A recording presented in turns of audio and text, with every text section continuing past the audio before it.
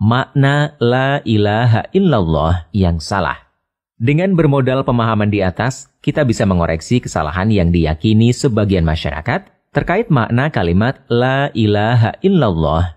Banyak kita dengar mereka memaknai kalimat ini dengan tidak ada yang berkuasa selain Allah, tidak ada wujud yang hakiki selain Allah, tidak ada pengatur alam semesta selain Allah, tidak ada penguasa abadi selain Allah.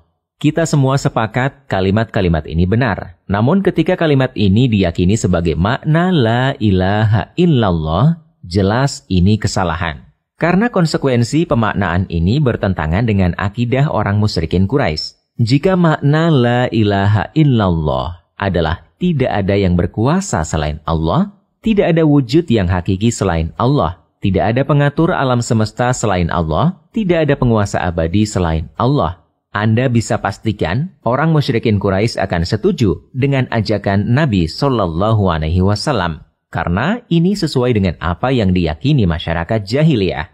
Untuk mengajak mereka agar mengakui tiada penguasa abadi selain Allah, tiada pengatur alam semesta selain Allah, tidak perlu sampai harus terjadi pertumpahan darah. Konsekuensi dari kesalahan memahami la ilaha illallah. Ketika kesalahan ini hanya berada dalam tataran wacana, mungkin masalahnya lebih ringan. Karena yang menyedihkan, beberapa pelaku perbuatan kesyirikan dari zaman ke zaman menjadikan kesalahan ini sebagai alasan pembenar untuk perbuatan mereka. Banyak pemuja kubur, pelaku perdukunan dan klinik, sampai pecandu kejawen. Mereka kekeh menolak untuk disebut melakukan kesyirikan. Karena mereka masih meyakini bahwa yang kuasa hanyalah Allah. Selama kami meyakini bahwa hanya Allah yang mengatur alam semesta, yang memberi rizki hanya Allah, yang menciptakan dan menghidupkan hanya Allah, maka kami masih berpegang dengan la ilaha illallah. Anda buktikan ini dengan mewawancarai para pemuja kuburan, pasien dukun, bahkan dukunnya sendiri. Para pemuja kuburan termasuk mereka yang menjalani lelakon untuk mendapatkan kanuragan. KTP-nya Muslim, dan mereka menganggap dirinya masih Muslim. Selama mereka masih mengakui Allah itu ada dan masih mengucapkan la ilaha illallah, subhanallah. Andai mereka berada di zaman Nabi, mungkin semua sahabat akan menyebutnya orang munafik. Beda yang diucap dengan apa yang diperbuat. Mengaku Muslim, tetapi perbuatannya tidak berbeda dengan orang musyrik. Makna la ilaha illallah yang benar.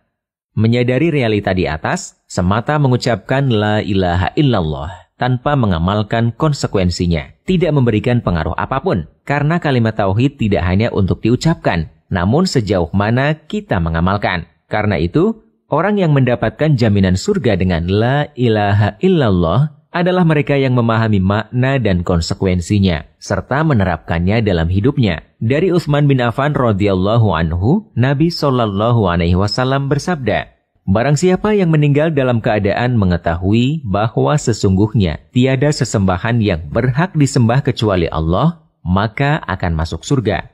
Hadis riwayat Muslim. Mari kita simak penjelasan singkat makna kalimat tauhid yang mulia ini. La ilaha illallah tersusun dari 3 huruf, alif, lam, ha, dan terdiri dari 4 kata, la ilaha illa dan Allah. Kita bisa uraikan sebagai berikut. Pertama, kata la disebut la nafiyah lil jins, huruf lam yang berfungsi meniadakan keberadaan semua jenis kata benda setelahnya. Misalnya kata la roiba fih, tidak ada keraguan apapun bentuknya di dalamnya. Artinya meniadakan semua jenis keraguan dalam Al-Quran. Sehingga la dalam kalimat tauhid bermakna meniadakan semua jenis ilah dengan bentuk apapun dan siapapun dia. Kedua, kata ilah. Kata ini merupakan bentuk masdar atau kata dasar turunan dari kata aliha, ya'lahu, yang artinya beribadah. Sementara kata ilahun merupakan isim masdar yang bermakna maf'ul atau objek, sehingga artinya sesembahan atau sesuatu yang menjadi sasaran ibadah.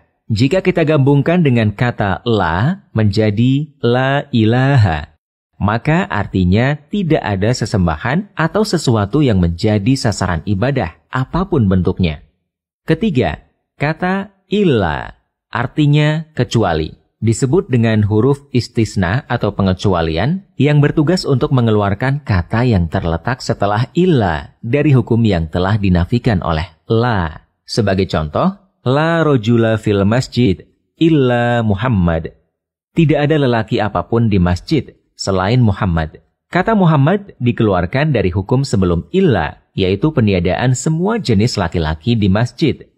Keempat, kata Allah. Dialah Sang Tuhan. Dikenal oleh makhluk melalui fitrah mereka, karena Dia pencipta mereka. Sebagian ahli bahasa mengatakan nama Allah berasal dari kata al-ilah. Hamzahnya dihilangkan untuk mempermudah membacanya. Lalu huruf lam yang pertama diidghamkan pada lam yang kedua, sehingga menjadi satu lam yang ditasydid. Lalu lam yang kedua dibaca tebal, sehingga dibaca Allah. Demikian pendapat ahli bahasa Sibawai. Imam Ibnul Qayyim menjelaskan maknanya. Allah, dialah al-ma'bud, atau yang diibadahi.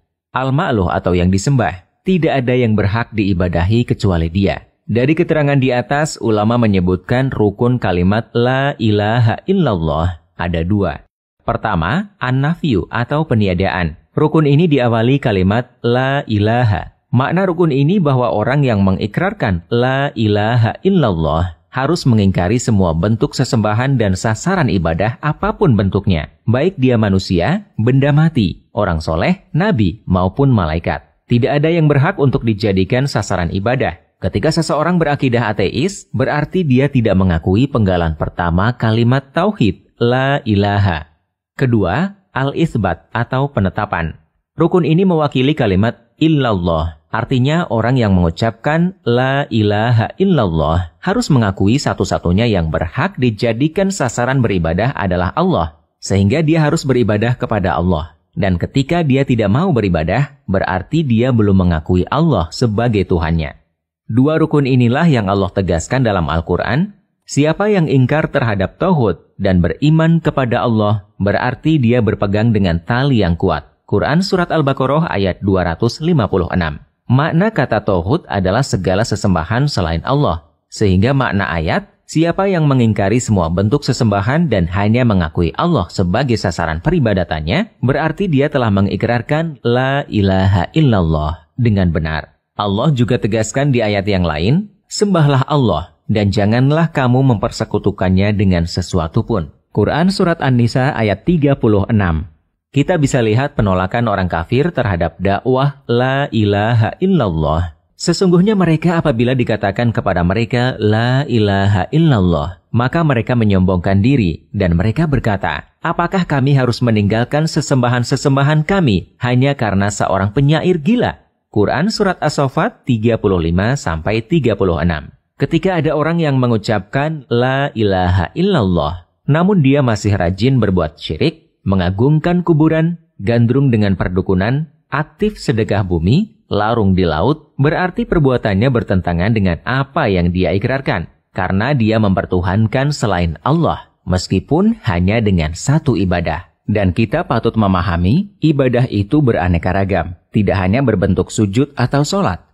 Contoh ibadah yang sering diberikan kepada makhluk adalah memberikan sesajian, seperti sedekah bumi, larung kepala hewan, tanam kepala hewan di jembatan, dan seterusnya. Demikian pula berdoa. Banyak orang yang gandrung dengan kuburan. Mereka berbondong-bondong ke kuburan ketika mereka merasa punya hajat. Jika tidak ada kepentingan, mereka tidak akan datang ke kuburan. Ini semua indikasi kuat bahwa mereka hendak menyampaikan doa di kuburan. Jika itu ditujukan kepada penghuni kubur, berarti itu penyembahan kepada selain Allah. Meskipun mereka sholat, mereka puasa, bahkan haji. Namun ketika mereka memberikan satu peribadatan saja kepada selain Allah, berarti amal mereka menyimpang dari kalimat tauhid.